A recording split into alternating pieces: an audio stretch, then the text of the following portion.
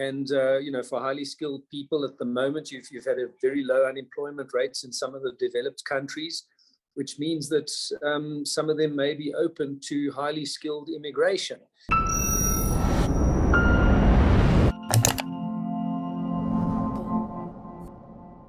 South Africa is suffering from a skills exodus, with many people leaving the country for greener pastures. What is the risk that this poses to South Africa's economy and our society in general? Well, joining me to discuss is John Loos. He is an economist at FNB. What trends do you think are at play at the moment here, John, in terms of skilled people leaving South Africa? What is driving that?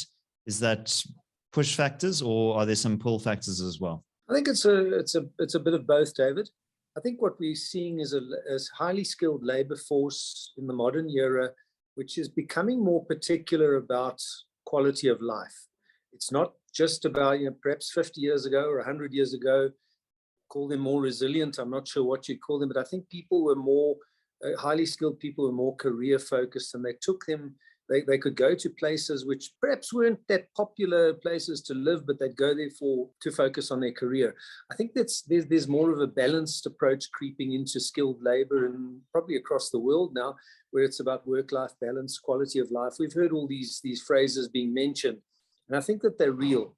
So there's pull factors, push factors, pull factors. It's all a relative play here. In South Africa, you've got a certain set of issues. You've got uncertainty about the future, as many areas of government are weak and have been weakening. Infrastructure is aging and not being replaced. There's a whole lot of indicators that are risk indicators to our long-term economic and financial future, and to quality of life. High crime rates is one of them, relatively high crime rates. So there's these push factors, but then there's pull factors as well. It's all relative. There are probably many countries in the world which are in a worse shape in those cases than us, but there are many that are better off. And for highly skilled people at the moment, you've had a very low unemployment rates in some of the developed countries, which means that some of them may be open to highly skilled immigration. And there are significant economic opportunities there. And in some of those countries, a better way of life in terms of things like management of cities, recreational spaces and amenities, quality of healthcare. There's a very long list, and crime rates for one. So it's pull, it's push, it's a bit of both. There's got to be some place that offers you a relatively better opportunity, lifestyle or economic opportunity than where you are now. And I think that we can safely say that there are countries that do that.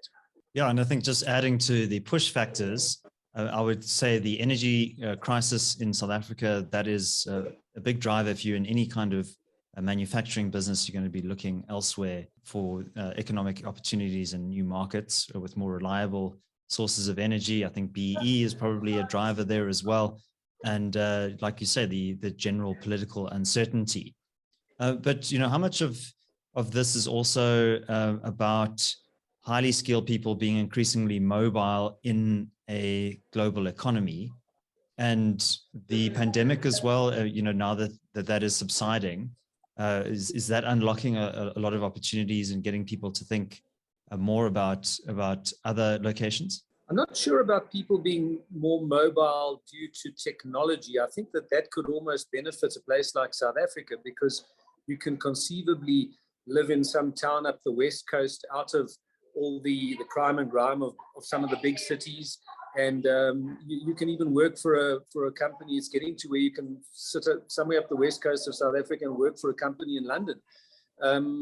So I'm not sure how the technology, when it enables labor mobility, how it promotes a skills drain. I think to me, the skills drain is more about actual quality of life and feeling safe and feeling confident about the future here, that of your family perhaps. That's probably more to it. These are actually old factors which have been around for quite a while. And it's, the skills drain is probably nothing new. Well, it's nothing new. I mean, it's been going on back in the 1970s. there were surges in immigration rates back when we used to have immigration data. And you could see the surge in immigration rates periodically around about the time of the Soweto uprisings and at periods of the 80s where politics became highly uncertain and highly volatile. So I think that's more what it's about. And then looking to the developed world, which has more stable situations and governments that function better than where we are now. All right. And this is not just the case of South Africans moving abroad, but also South Africans moving internally. We've seen this wave of semigration, particularly down to the Western Cape. What factors do you think are driving that? And how is that changing the nature of South Africa's economy internally? Similar factors are, we've had a semigration rates. Now, it's not just semigration to the Western Cape, but that's the strongest net inflow of semigrants. In other words, a sizable inflow with a less of an outflow. The Western Cape seems to attract its people or retain its skilled labor better than the other regions. And I think that the factors are similar. The Western Cape is the region which firstly has touted itself successfully as a lifestyle region, a better lifestyle than some of the other major metropolitan economies, and also managed to create the perception of being a well-run province, infrastructure-wise, services-wise, or relatively well-run in South African context, councils that function well. And so the city of Cape Town, being the major city, has been one pull or area that's been pulling people. But obviously now it's, as the city of Cape Town fills up and also has its own issues of crime and congestion and those big city issues which many people don't like. So we've seen semigration out towards the smaller centres, the likes of Hermanus and the Southern Cape, George and Mossel Bay, and then up the West Coast to a certain extent as well. People looking for a better work-life balance, a better quality of life, plus a significant economic opportunity, which the Western Cape, being one of South Africa's major economic regions, does also offer. John Loos, thank you very much. Let's hand over to you, our audience. What do you think is driving the wave of immigration out of South Africa? Leave your thoughts down in the comments section below. Also, if you like this video, you might want to check out this video over here, and don't forget to subscribe to the channel as well. My name is David Ansara. This is the CRA. Until next time, take care.